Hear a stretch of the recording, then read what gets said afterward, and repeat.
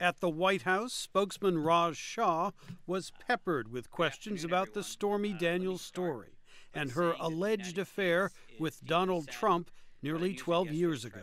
With respect to that interview, I will say the president strongly, clearly, and has consistently denied these underlying claims, and the only person who's been inconsistent is the one making the claims. In her interview with 60 Minutes, Daniels spoke in detail about the alleged affair with Trump that she says began in 2006. Daniels said a stranger approached her in 2011 and threatened her about going public over the alleged affair. A guy walked up on me and said to me, "Leave Trump alone, forget the story." And then he leaned around and looked at my daughter and said, "A beautiful little girl, it'd be a shame if something happened to her mom." And then he was gone.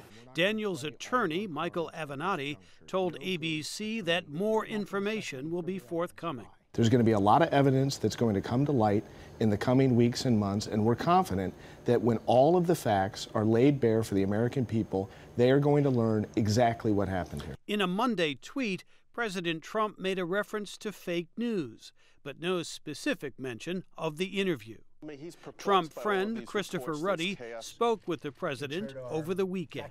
I can only tell you what he told me. He said he thought that much of the Stormy Daniels stuff was a political hoax. Again, those were his words. Legal experts say Daniels may be vulnerable to hefty fines now for breaking a non-disclosure agreement with Trump attorney Michael Cohen. But Cohen's payment of $130,000 to Daniels could expose him to possible campaign finance violations, says legal analyst David Abraham.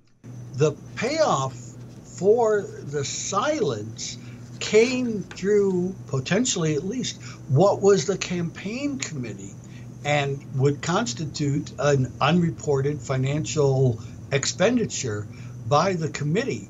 The focus on the Daniels interview is yet another political distraction for a White House in the midst of a national security makeover.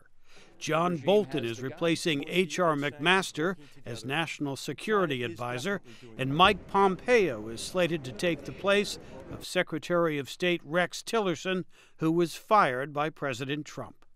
Jim Malone, VOA News, Washington.